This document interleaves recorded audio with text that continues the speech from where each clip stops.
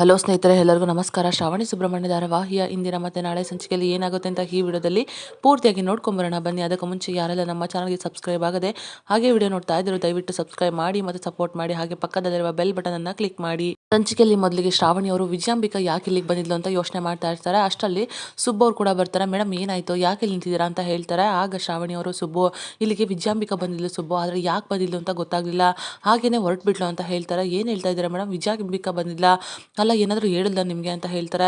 ಏನಿಲ್ಲ ಸುಬ್ಬು, ಅವಳೇನು ಮಾತೇ ಆಡಲಿಲ್ಲ, ನಾನು ಮಾತಾಡಿದ ಮಾತುಗಳನ್ನು ಕೇಳಿಸ್ಕೊಂಡು ಕೋಪ ಮಾಡಿಕೊಂಡು ಹೊರಟೋಗ್ಬಿಟ್ಲು. ಅವಳಿವಾಗ ಅಲ್ಲಿ ಕಿತ್ತಿರೋ ಅಂತ ಹಾವಿದ್ದಂಗೆ ಎಬ್ಬಿಸ್ಕೊಡೋದು ಬಿಟ್ಟರೆ, ಕೋಪ ಮಾಡ್ಕೊಂಡು ಬಿಟ್ಟರೆ ಅವಳ ಕೈಲಿ ಏನಾಗುತ್ತೆ ಹೇಳು ಸುಬ್ಬು ಅಂತ ಹೇಳ್ತಾರೆ. ಹೌದು ಮೇಡಮ್, ಆ ವಿಜಯಾಂಬಿಕಾ ಕೈಲಿ ಏನೂ ಆಗಲ್ಲ, ಆದರೆ ಅವಳು ನಿಮ್ಮ ಹತ್ರ ಏನೂ ಹೇಳಿಲ್ಲ ತಾನೆ ಅಂತ ಹೇಳ್ತಾರೆ. ಏನು ಮಾತೇ ಆಡಲಿಲ್ಲ ಸುಬ್ಬು ಅಂತ ಹೇಳ್ತಾರೆ.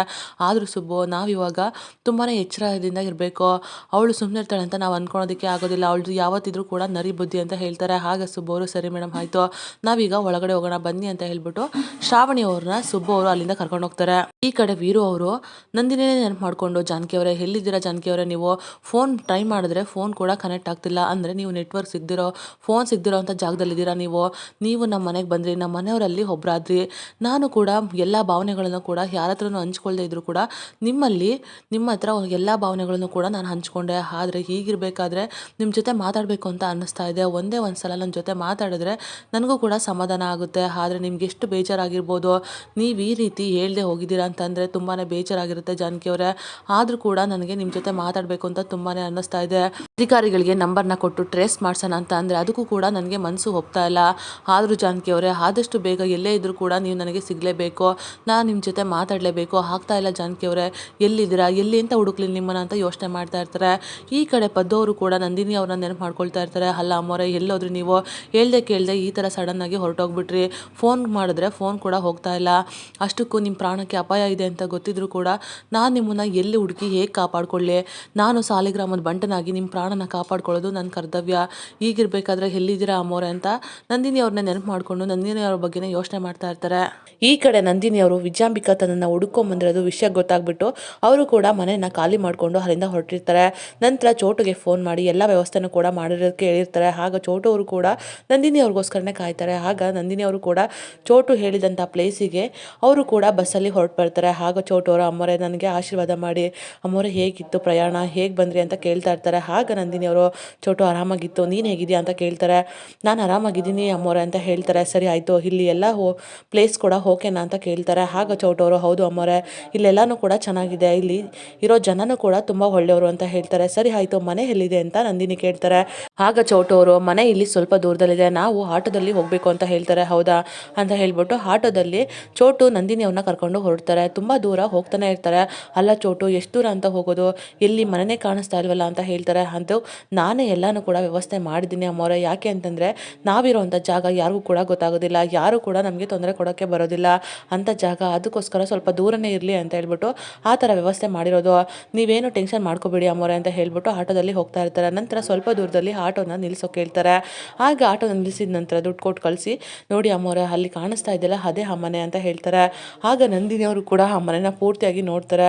ಅವ್ರಿಗೂ ಕೂಡ ಖುಷಿ ಆಗುತ್ತೆ. ಸರಿ ಅಮ್ಮೋರೆ, ನಾವು ಹೊರಡೋಣ ಅಂತ ಹೇಳ್ಬಿಟ್ಟು ಮನೆ ಹತ್ರ ಹೋಗ್ಬಿಟ್ಟು ಸ್ಲಿಪ್ಪರ್ನ ಒಳಗಡೆ ಬಿಡಿ, ಯಾಕೆಂದರೆ ಹೊರಗಡೆ ಬಿಟ್ಟರೆ ಯಾರಿಗಾದ್ರೂ ಅನುಮಾನ ಬರುತ್ತೆ ಅಂತ ಹೇಳ್ಬಿಟ್ಟು ಹೇಳ್ತಾರೆ. ಆಗ ನಂದಿನಿ ಮತ್ತು ಚೋಟು ಇಬ್ಬರು ಕೂಡ ಒಳಗೋಗಿ ಡೋರ್ನ ಲಾಕ್ ಮಾಡ್ಕೊಳ್ತಾರೆ. ನಂದಿನಿ ಅವರು ಮನೆನ ನೋಡಿ ತುಂಬಾ ಖುಷಿ ಪಡ್ತಾರೆ. ಅಲ್ಲ ಚೋಟು, ಎಷ್ಟು ಕ್ಲೀನಾಗಿದೆ ಈ ಮನೆ, ನಿಜವಾಗ್ಲೂ ತುಂಬಾ ಕ್ಲೀನಾಗಿ ಇಟ್ಟಿದ್ಯಾ ಕಣೋ, ಎಷ್ಟೆಲ್ಲ ನೀಟಾಗೆಲ್ಲ ಅರೇಂಜ್ ಮಾಡಿದ್ಯಾ ಅಂತ ಹೇಳ್ತಾರೆ. ಆಗ ಚೋಟು ಅವರು, ಅಮ್ಮೋರೆ ನಿಜವಾಗ್ಲೂ ನಿಮ್ಮ ಸೇವೆ ಮಾಡೋದು ನನ್ನ ಪುಣ್ಯ, ನನ್ನ ಅದೃಷ್ಟ ಅಂತ ಹೇಳ್ತಾರೆ. ಆಗ ನಂದಿನಿ, ಅಯ್ಯೋ ದಡ್ಡ, ಯಾಕೋ ಹಿಂಗೆ ಮಾತಾಡ್ತಿದ್ಯಾ ಅಂತ ಹೇಳ್ತಾರೆ.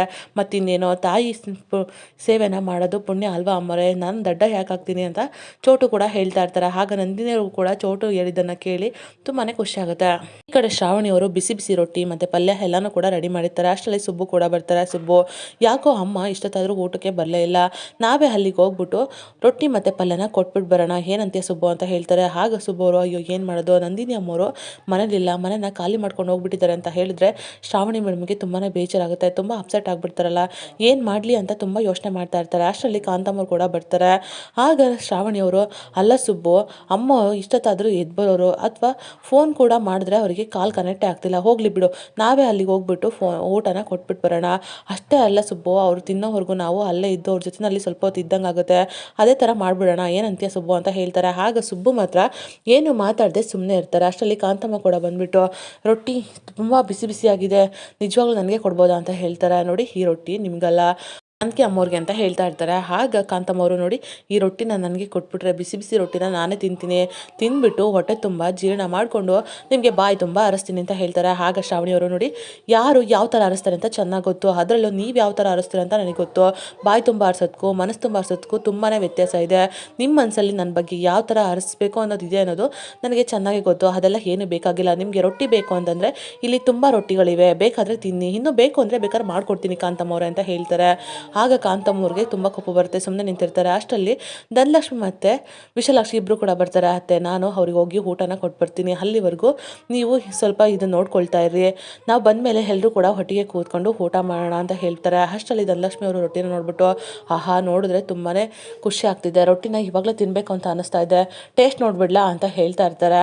ಆಗ ಕಾಂತಮ್ಮವರು, ದನ ಕೊಡದ ಲಕ್ಷ್ಮಿ, ಇದು ನಿನಗಲ್ಲ, ಅಭಿಷ್ಟೆ ಶೋಭಿತೆ ಬಂದಳಲ್ಲ ಆ ಅಮ್ಮಂಗೆ ತಗೊಂಡೋಗ್ತಾರೆ ಅಂತ ರೊಟ್ಟಿ ಅಂತ ನಗ್ತಾ ಹೇಳ್ತಾ ಇರ್ತಾರೆ. ನೀವು ನಗ್ತಾ ಹೇಳಿದ್ರು, ಜೋಕ್ ಮಾಡಿದ್ರು, ಅದೇ ನಿಜ. ಅವರು ನಮಗೆ ದೇವತೆ ಇದ್ದಂಗೆ, ಒಳ್ಳೆ ಮನಸ್ಸಿರೋರು, ಅವರು ದೇವತೆ ರೂಪನೇ. ಇಂಥ ಕೆಟ್ಟ ಜನಗಳ ಮಧ್ಯೆ ಅವ್ರು ಇದ್ದಾರಲ್ಲ, ನಿಜವಾಗ್ಲೂ ಅದಕ್ಕೆ ಬೇಜಾರಾಗ್ತಿದೆ ನನಗೆ ಅಂತ ಹೇಳ್ಬಿಟ್ಟು ಶ್ರಾವಣಿ ಅವ್ರು ಕೂಡ ಹೇಳ್ತಾರೆ. ಈ ಕಡೆ ಶ್ರೀವಲ್ಲಿ ಅವರು ಇಂದ್ರಮ್ಮ ಅವ್ರ ಹತ್ರ, ಅಲ್ಲ ಅಮ್ಮ, ವಿಜಯಾಂಬಿಕಾ ಏನಕ್ಕೆ ಬಂದಿದ್ಲು, ಯಾಕೋ ಈ ಥರ ಬಂದಿದ್ದಾಳೆ ಅಂತಂದರೆ ಅವಳು ಸುಮ್ಮನೆ ಬಂದಿರೋದಕ್ಕೆ ಸಾಧ್ಯನಿಲ್ಲ, ಏನು ವಿಷಯ ಅಂತಮ್ಮ ಅಂತ ಹೇಳ್ತಾರೆ. ಅಯ್ಯೋ, ನನಗೂ ಗೊತ್ತಿಲ್ಲ ಕಣೆ ಶ್ರೀವಲ್ಲಿ, ಆ ಅಮ್ಮನ ಬಗ್ಗೆ ಕೇಳ್ಕೊಂಡು ಬಂದಿದ್ಲು, ಆದರೆ ಏನಕ್ಕೆ ಅಂತ ಕೇಳಿದ್ರೆ ಬಾಯೇ ಬಿಡಲಿಲ್ಲ ಅವಳು ಅಂತ ಹೇಳ್ತಾರೆ. ಆಗ ಶ್ರೀವಲ್ಲಿ ಅವರು, ಅಲ್ಲ ಅಮ್ಮ, ಅವಳು ಈ ಥರ ಬಂದಿದ್ದಾಳೆ ಅಂತಂದರೆ ಸುಮ್ಮನೆ ಬಂದಿರೋದಿಲ್ಲ, ಯಾವುದೇ ಕಾರಣಕ್ಕೂ ಅವಳು ಸುಮ್ಮನಿರೋಳ ಅಂತ ಅಲ್ಲ, ಹುಲಿ ಬೇಟೆಯಾಡೋದಕ್ಕೆ ಬಂದಿದೆ ಅಂತ ಅಂದರೆ ನಿಜವಾಗ್ಲೂ ಏನೋ ಒಂದು ಸಂಚು ಮಾಡಿಕೊಂಡೇ ಬಂದಿರುತ್ತೆ ಅಂತ ಹೇಳ್ತಾರೆ. ಅಲ್ಲ ಅಮ್ಮ, ಅಷ್ಟಕ್ಕೂ ಅವಳು ನೀನು ಫೋನ್ ಮಾಡಿಲ್ಲ ಅಂತ ಕೇಳ್ತಾರೆ. ಹೌದು ಕಣೆ, ಅಷ್ಟೇ ಅಲ್ಲ, ಅವತ್ತೊಂದಿನ ಫೋನ್ ಮಾಡಿ ಅಮ್ಮನ ಫೋಟೋನ ಕಳ್ಸೋದಕ್ಕೆ ಕೇಳಿದ್ಲು ಅಂತ ಹೇಳ್ತಾರೆ. ಆಗ ಶ್ರೀವಲ್ಲಿಗೆ ಫುಲ್ ಶಾಕ್ ಆಗುತ್ತೆ. ಏನಮ್ಮ, ನೀನು ಫೋಟೋ ಕಳಿಸ್ಬಿಟ್ಯಾ ಏನು ಅಂತ ಹೇಳ್ತಾರೆ. ಇಲ್ಲ ಇಲ್ಲ ಕಣೆ, ನಾನು ಫೋಟೋ ಏನೂ ಕಳಿಸಿಲ್ಲ, ನೀನೇನು ಟೆನ್ಷನ್ ಮಾಡ್ಕೋಬೇಡ ಶ್ರೀವಲ್ಲಿ, ನಾನು ಯಾವುದೇ ಕಾರಣಕ್ಕೂ ಆ ವಿಜಯಾಂಬಿಕನ ಆಟನ ನಡೆಯೋದಕ್ಕೆ ಬಿಡೋದಿಲ್ಲ, ಅವಳೇನೇ ಹೇಳಿದ್ರು ಕೂಡ ನಾನು ಸಹಾಯ ಮಾಡಲ್ಲ, ಸರಿ, ನಾನು ನೀನೇನು ಟೆನ್ಷನ್ ಮಾಡ್ಕೋಬೇಡ, ಆರಾಮಾಗಿರೋ ಅಂತ ಹೇಳಿ ಅಲ್ಲಿಂದ ಹೋಗ್ತಾರೆ. ಆಗ ಶ್ರೀವಲ್ಲಿ ಅವರು ಆದಷ್ಟು ಬೇಗ ಸುಬ್ಬು ಮತ್ತು ಶ್ರಾವಣಿ ಹತ್ರ ಈ ವಿಷಯನ ಹೇಳಬೇಕು ಅಂತ ಹೇಳ್ಬಿಟ್ಟು ಅಲ್ಲಿಂದ ಹೊರಡ್ತಾರೆ. ಆಗ ಶ್ರಾವಣಿ ಅವರು, ಸರಿ ಸುಬ್ಬು, ಟೈಮ್ ಆಗುತ್ತೆ, ಬಾ ಊಟ ಕೊಟ್ಬರೋಣ ಅಂತ ಹೇಳ್ತಾನೆ ಇರ್ತಾರೆ. ಆಗ ಸುಬ್ಬು ಅವರು, ನೋಡಿ ಮೇಡಮ್, ಒಂದು ನಿಮಿಷ ನಿಂತ್ಕೊಳ್ಳಿ, ನೀವು ಅಲ್ಲಿ ಹೋದ್ರೂ ಕೂಡ ಅವ್ರು ನಮಗೆ ಸಿಗಲ್ಲ ಅಂತ ಹೇಳ್ತಾರೆ. ಸುಬ್ಬು, ಏನು ಹೇಳ್ತಾ ಇದೆಯಾ ನೀನು ಅಂತ ಕೇಳ್ತಾರೆ. ಹೌದು ಮೇಡಮ್, ಯಾಕೆ ಅಂತ ಅಂದರೆ ಅವ್ರ ಮನೆಯನ್ನು ಖಾಲಿ ಮಾಡ್ಕೊಂಡು ಹೋಗ್ಬಿಟ್ಟಿದ್ದಾರೆ ಅಂತ ಹೇಳ್ತಾರೆ. ಆ ಮಾತನ್ನು ಕೇಳ್ಬಿಟ್ಟು ಶ್ರಾವಣಿಗಂತೂ ಫುಲ್ ಶಾಕ್ ಆಗುತ್ತೆ. ಶ್ರೀವಲ್ಲಿ ಅವರು ಕೂಡ ಬರ್ತಾರೆ. ಹೌದು ಶ್ರಾವಣಿ, ನಿಜವಾಗ್ಲೂ ಮನೆನ ಖಾಲಿ ಮಾಡ್ಕೊಂಡು ಹೋಗ್ಬಿಟ್ಟಿದ್ದಾರೆ ಅಂತ ಹೇಳ್ತಾರೆ. ಅಲ್ಲ, ಏನು ಹೇಳ್ತಿದ್ಯಾ ಸುಬ್ಬು, ಅಲ್ಲ ಶ್ರೀವಲ್ಲಿ, ಏನು ಹೇಳ್ತಿದ್ಯಾ, ಅಲ್ಲ ಮನೆ ಖಾಲಿ ಮಾಡ್ಕೊಂಡು ಹೋಗಿದ್ದಾರಾ, ನಿಜವಾಗ್ಲೂ ನನಗೆ ನಂಬೋದಕ್ಕೆ ಆಗ್ತಿಲ್ಲ, ನೀವು ತಪ್ಪ ತಿಳ್ಕೊಂಡಿದ್ದೀರಾ ಅಂತ ಅನ್ಸುತ್ತೆ ಅಂತ ಹೇಳ್ತಾರೆ. ಇಲ್ಲ, ಖಂಡಿತವಾಗ್ಲೂ ಹೋಗಿದ್ದಾರೆ ಅಂತ ಹೇಳ್ತಾರೆ. ಆಗ ಶ್ರಾವಣಿಗಂತೂ ತುಂಬಾ ಬೇಜಾರಾಗುತ್ತೆ.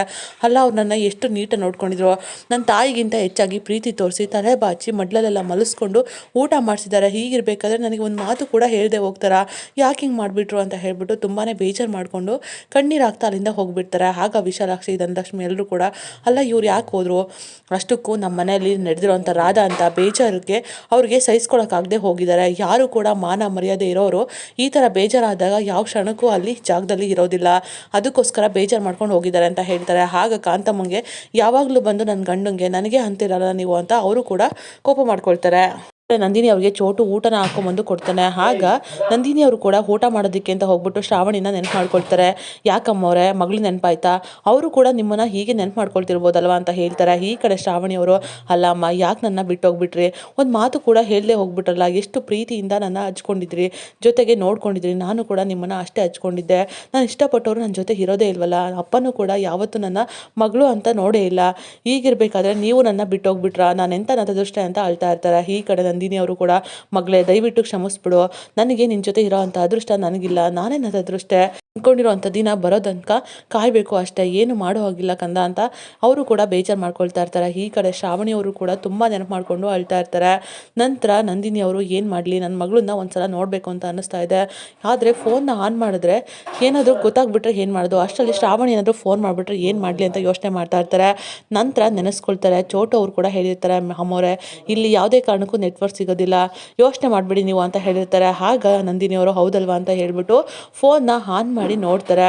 ಶ್ರಾವಣಿ ಮತ್ತು ಸುಬ್ಬುನ ಫೋಟೋ ನೋಡ್ಬಿಟ್ಟು ತುಂಬ ಖುಷಿ ಪಡ್ತಾ ಇರ್ತಾರೆ. ಆದರೆ ಬೇಜಾರು ಕೂಡ ಮಾಡ್ಕೊಳ್ತಿರ್ತಾರೆ. ಹಾಗೆ ಶ್ರಾವಣಿನ ನೆನಪು ಮಾಡಿಕೊಂಡು ಸ್ವಲ್ಪ ದೂರ ಬಂದುಬಿಡ್ತಾರೆ. ಅಲ್ಲ ಮಗಳೇ, ನನ್ನ ತಾಯಿನ ನಾನು ದ್ವೇಷಿಸ್ತಾ ಇದ್ದೆ ಅಂತ ಹೇಳ್ಬಿಟ್ಟಿಯಲ್ಲ, ಆ ಮಾತನ್ನು ಕೇಳ್ಕೊಳ್ಳೋದಕ್ಕೆ ಎಷ್ಟು ಕಷ್ಟ ಆಗ್ತಿತ್ತು ಗೊತ್ತಾ ಅಂತ ನೆನಪು ಮಾಡಿಕೊಂಡು ಅಳ್ತಾ ಸ್ವಲ್ಪ ದೂರ ಬರ್ತಾರೆ. ಅಷ್ಟೊತ್ತಿಗೆ ನಂದಿನಿ ಅವ್ರ ಫೋನ್ಗೆ ನೆಟ್ವರ್ಕ್ ಕೂಡ ಬಂದ್ಬಿಡುತ್ತೆ. ಈ ಕಡೆ ವೀರು ಅವರು ಕೂಡ ನಂದಿನಿ ಅವ್ರ ಫೋನು ಆನ್ ಆಗೋದನ್ನೇ ಕಾಯ್ತಾ ಇರ್ತಾರೆ. ನೆಟ್ವರ್ಕ್ ಬಂದಿದ್ದ ತಕ್ಷಣ ಗೊತ್ತಾಗಿದ್ದ ತಕ್ಷಣ, ಸುರೇಂದ್ರ ನನಗೆ ಒಂದು ಕೆಲಸ ಇದೆ, ಇಂಪಾರ್ಟೆಂಟ್ ಕೆಲಸ, ಅದು ಆಗ್ತಾ ಇದೆ, ಇವಾಗ ಬರ್ತೀನಿ ಇರೋ ಅಂತ ಹೇಳ್ಬಿಟ್ಟು ನಂದಿನಿಯನ್ನ ಹುಡುಕೊಂಡು ವೀರು ಅವರು ಕೂಡ ಬಂದ್ಬಿಡ್ತಾರೆ. ಈ ಕಡೆ ನಂದಿನಿ ಅವರು ಫೋನ್ನ ನೋಡಿದ್ರೆ ವೀರು ಕಾಲ್ ಕೂಡ ಬರ್ತಾ ಇರುತ್ತೆ. ಅಲ್ಲ, ವೀರು ಯಾಕೆ ನನಗೆ ಇವಾಗ ಫೋನ್ ಮಾಡ್ತಿರಲ್ಲ ಅಂತ ಅವರು ಕೂಡ ಫುಲ್ ಶಾಕ್ ಆಗಿಬಿಡ್ತಾರೆ. ಕೊನೆಗೂ ಕೂಡ ನಂದಿನಿ ಇರೋ ಜಾಗನ ವೀರು ಅವರು ಕಂಡುಹಿಡಿದ್ಬಿಡ್ತಾರೆ. ಇದಾಗಿತ್ತು ಈ ಸಂಚಿಕೆ. ನಮ್ಮ ವಿಡಿಯೋ ನಿಮಗೆ ಇಷ್ಟ ಆಗಿದ್ದಲ್ಲಿ ಒಂದು ಲೈಕ್ ಮಾಡಿ. ಮುಂದಿನ ವಿಡಿಯೋಗಳಿಗಾಗಿ ನಮ್ಮ ಚಾನಲನ್ನು ಸಬ್ಸ್ಕ್ರೈಬ್ ಮಾಡಿ ಮತ್ತು ಸಪೋರ್ಟ್ ಮಾಡಿ. Thank you.